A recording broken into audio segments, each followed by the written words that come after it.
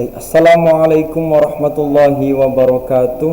Selamat pagi anak-anak kelas 4 yang ganteng-ganteng, yang cantik-cantik, yang rajin-rajin. Gimana kabarnya hari ini? Ya, apakah sudah siap untuk belajar pendidikan agama Islam? Dengan saya Pak Tantowi. Nah, apa yang akan kita belajar hari ini? Ya, sebelum kita mulai pembelajarannya, mari kita awali dengan baca umul kitab dan doa sebelum belajar. Al-Fatihah. A'udzu billahi minasyaitonir rajim. Bismillahirrahmanirrahim. Alhamdulillahi rabbil alamin. Ar-Rahmanir-Rahim. Maliki yaumiddin.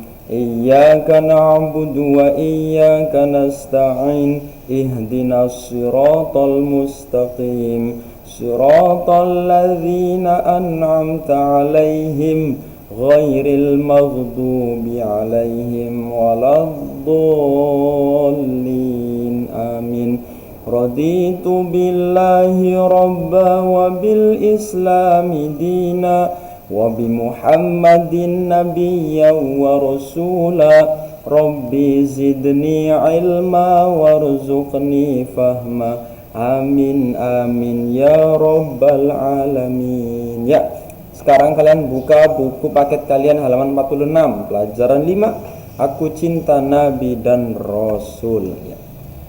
Tujuan pembelajaran hari ini yaitu meyakini adanya Rasul-Rasul Allah Subhanahu wa Ta'ala. Jadi diharapkan kalian itu nanti bisa bertambah keimanannya kepada Rasul-Rasul Allah Subhanahu wa Ta'ala. Yang kedua, mengetahui kisah-kisah keteladanan Nabi Ayub, Zulkifli, Harun, dan Nabi Musa alaihissalam. Ya. Dan yang ketiga, kalian bisa menceritakan kembali keteladanan Nabi Ayub, Nabi Zulkifli, Nabi Harun, dan Nabi Musa alaihissalam. Ya, akan tapi untuk pertemuan kali ini kita cukup membahas satu saja, yaitu kisah keteladanan Nabi Ayub alaihissalam. Berikut ini akan Pak Guru putarkan video tentang kisah keteladanan Nabi Ayub alaihissalam. Nah, mana ini videonya? Nah, kalian simak baik-baik ya. Video kisah keteladanan Nabi Ayub alaihissalam. Nanti ada beberapa pertanyaan tentang kisah tersebut. Kalian tinggal isi berdasarkan ceritanya. Nah, simak baik-baik kisah keteladanan Nabi Ayub alaihissalam.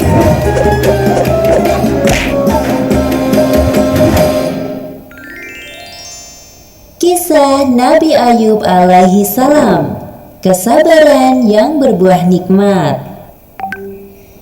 Kisah Nabi Ayub alaihissalam disebutkan dalam Al-Quran sebanyak 4 kali. Salah satunya dalam surat Shad ayat 41 hingga 44. Dalam kisah ini kita akan menyaksikan kesabaran Nabi Ayub yang diberi cobaan oleh Allah Subhanahu wa Ta'ala berturut-turut, kehilangan harta benda, anak-anak, dan menderita penyakit di sekujur tubuh. Nabi Ayub hidup di sebuah daerah bernama Haran di sekitar Syams bersama istri dan anak-anaknya. Ayub alaihissalam adalah seorang nabi yang sangat kaya raya di negerinya. Beliau memiliki lahan pertanian yang luas dan hewan ternak yang banyak. Dengan semua harta benda yang dimilikinya, Nabi Ayub tidak lupa bersyukur kepada Allah Subhanahu wa Ta'ala.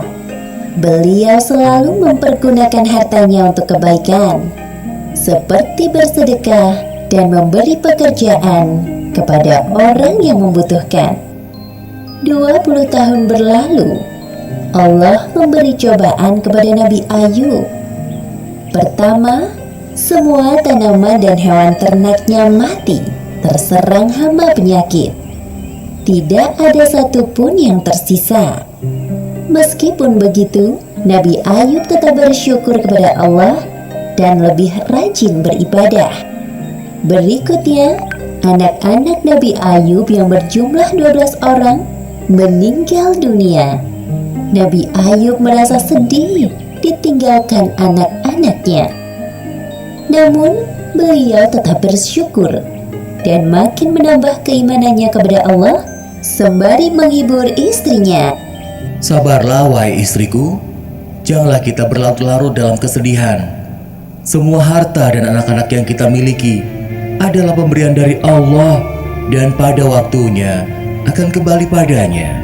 Iya suamiku, terima kasih telah mengingatkanku. Pada suatu hari berikutnya, ketika bangun tidur, tiba-tiba seluruh tubuh Nabi Ayub dipenuhi luka yang tidak sedap dipandang mata. Meski begitu, beliau tetap bersyukur dan pasrah kepada Allah. Ya Allah, ya Robbi, jika ini adalah ujian darimu, aku ikhlas menerimanya dengan sepenuh hati. Hari demi hari berlalu, penyakit Nabi Ayub semakin parah, sehingga menyebabkan orang-orang di sekitarnya menjauhinya. Wahai Ayub, pergilah kau bersama istrimu dari negeri ini. Setidaknya agar kami tidak khawatir akan tertular penyakitmu. Mendengar hal itu, Nabi Ayub hanya diam dan tetap bersabar. Akhirnya, Nabi Ayub dan istrinya meninggalkan negeri itu dan tinggal di suatu tempat yang jauh dari pemukiman penduduk. 18 tahun berlalu, usia Nabi Ayub semakin bertambah lanjut dan mulai kesulitan dalam beraktivitas. Selain disebabkan karena usia, juga karena penyakitnya yang tak kunjung sembuh. Setiap hari Nabi Ayub selalu bersabar dan berikhtiar sampai semua hartanya habis. Hal itu menyebabkan Nabi Ayub dan istrinya hidup serba kekurangan. Meskipun begitu, Rahmah, sang istri, sangat setia mendampingi beliau. Wahai suamiku, engkau adalah seorang Nabi Allah. Pastilah Allah akan mengabulkan doamu jika engkau meminta kesembuhan. Aku merasa kasihan melihatmu kesulitan dalam beribadah. Maafkan aku kalau lancang berkata seperti ini.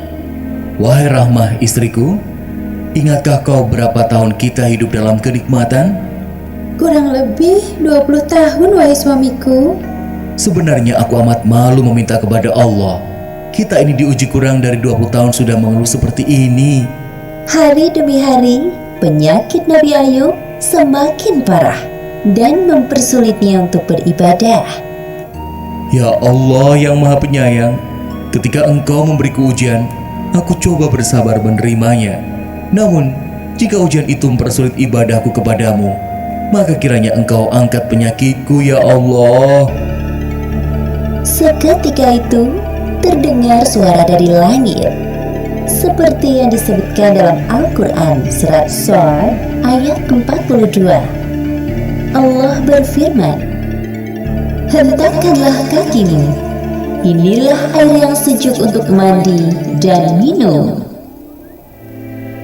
Saat mendengar suara itu, Nabi Ayub bangkit dari ranjang dan menghentakkan kakinya ke tanah. Lalu muncullah air. Kemudian ia gunakan air yang memancar itu untuk mandi dan minum.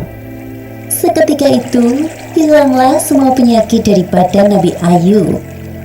Ketika itu, istri Nabi Ayub yang baru masuk ke dalam rumah kaget melihat sosok laki-laki di dalam kamar Nabi Ayub. Maaf, Anda siapa? Apakah Anda melihat seorang laki-laki yang sudah lanjut usia terbaring di atas ranjang ini? Ya, baiklah, ini adalah kisah Nabi Ayub alaihissalam. Nah, setelah itu tinggal tugasnya kalian adalah ini mengerjakan soal dari Pak Guru. Jawablah 5 pertanyaan berikut ini. Kalau sudah jawab, foto kemudian kirim ke Pak Guru, ya. Terima kasih untuk pembelajaran hari ini, semoga bermanfaat. Ditunggu tugasnya. Assalamualaikum warahmatullahi wabarakatuh.